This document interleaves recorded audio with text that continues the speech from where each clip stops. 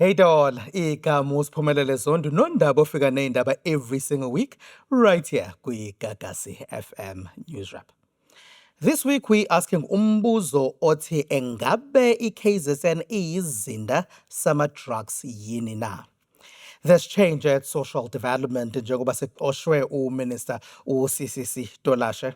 Kanti nendlu yegagi yanetha uPresident Cyril Ramaphosa oxosha abanye is facing resistance in parliament. Politics, justice, umnotho, emphakathini. The stories that matter, wrapped up for you every week. This is the Gagasi FM News Wrap, hosted by Siphumelele Zondi.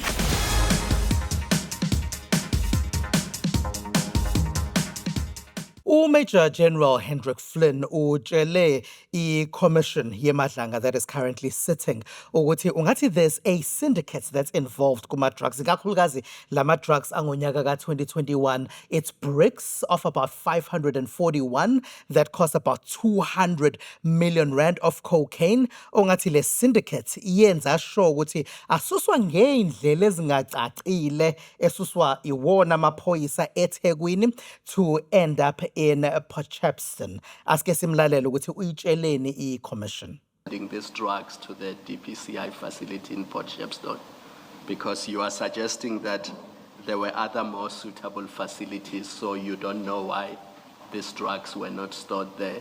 But then you leave it like that. It's almost as if you are implying that there was an improper motive for sending them to this facility.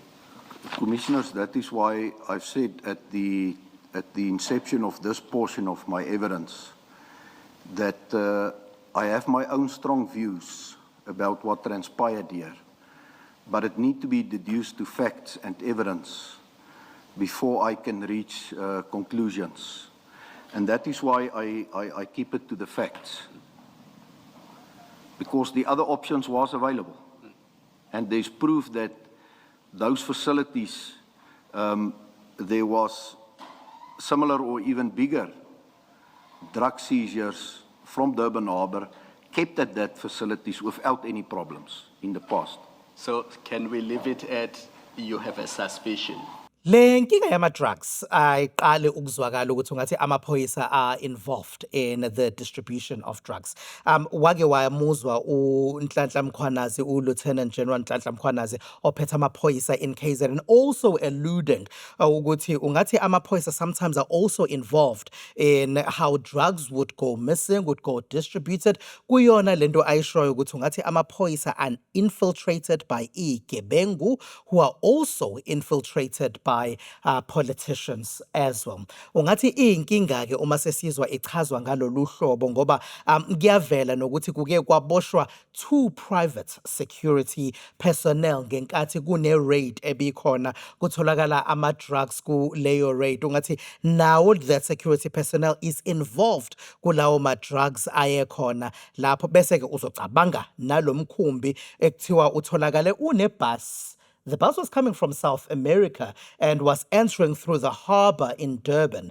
Lomkhumbi nayo le bus bekunama drugs ngaphakathi which are estimated to have a street value of about 13 million rand. Ongathi abeqhamuka khona eSouth America to come through South Africa harbour to perhaps eventually end up in the province of Gauteng. Ukhona sake samuzwa ke etshela enye yamamasho ukuthi ungathi he's a truck driver ethi uyazi ukuthi nabo beodriver bama-truck kuye kube khona i-cargo nabo bengazi ukuthi iyini yona le cargo ekhona ngaphakathi kodwa uyazi ukuthi ama-drugs akhona kuleyo cargo ekuthiwa abake bayithathe ngesinye isikhathi lapha eharbour.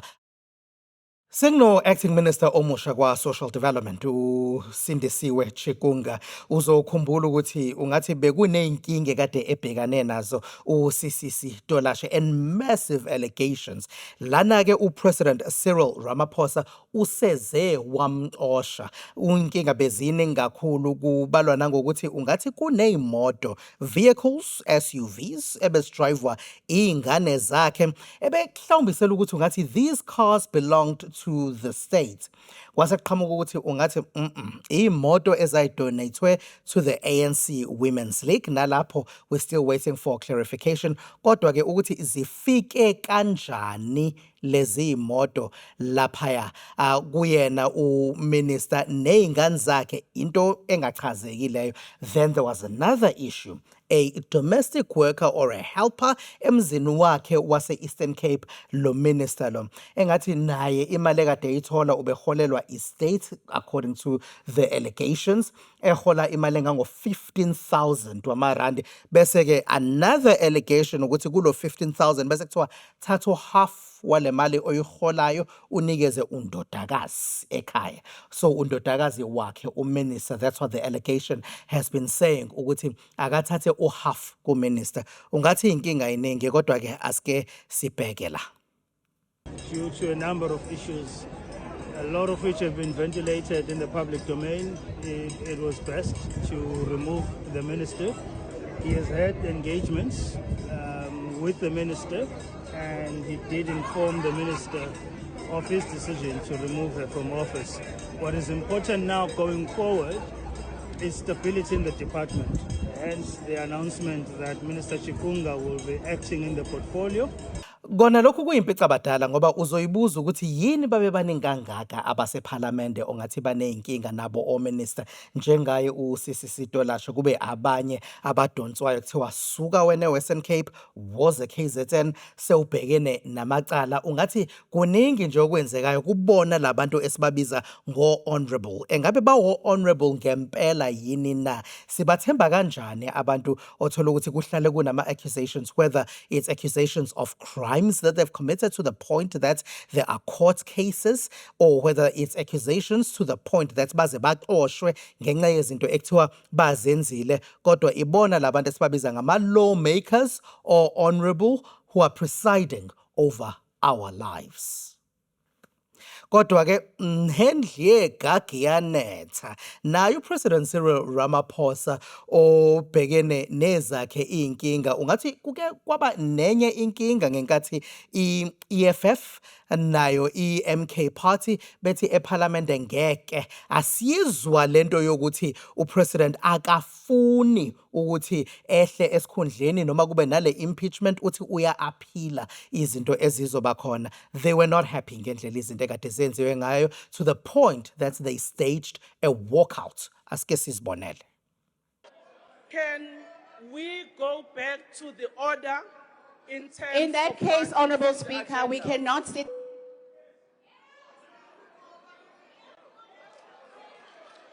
Thank you.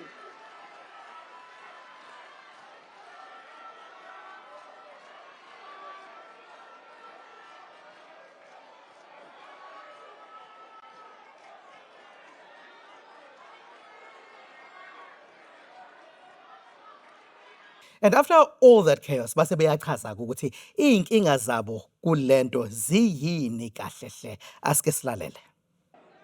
This is the first time the House is meeting after the Constitutional Court ruling.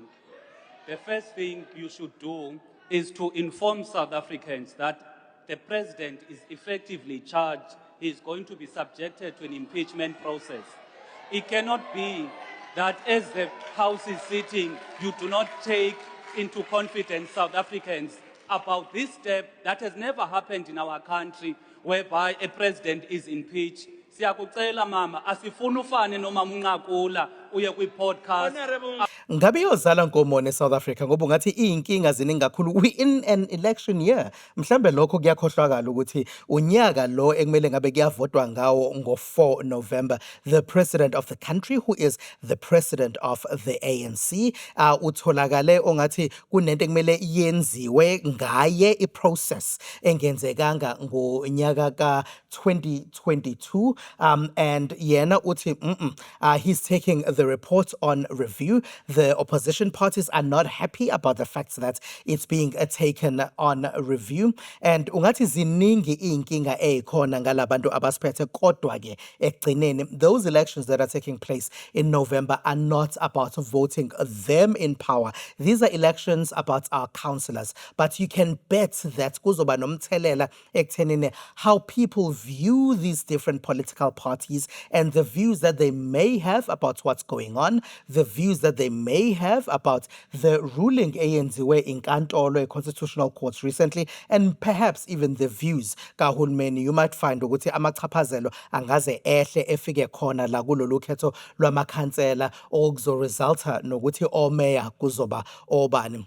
Ukuthi unyaka ubalekile lo asike sibuke ukuthi uyohamba kanjani kodwa ke that's all I have for you. Ngiwusiphumelele wakaZondi. Ungakhohlwa ukuthi i-podcast yethu uyithola every single week and uqhubeke nje wena ngokusupporta njalo. Ngakho ke futhi uqhubeke nokuthi usifakele owakho umbono, engage with us and tell us what you think about some of the issues that we have here. From me, Usiphumelele Zondi, nalo lonke ithimba leGagasi FM News Wrap.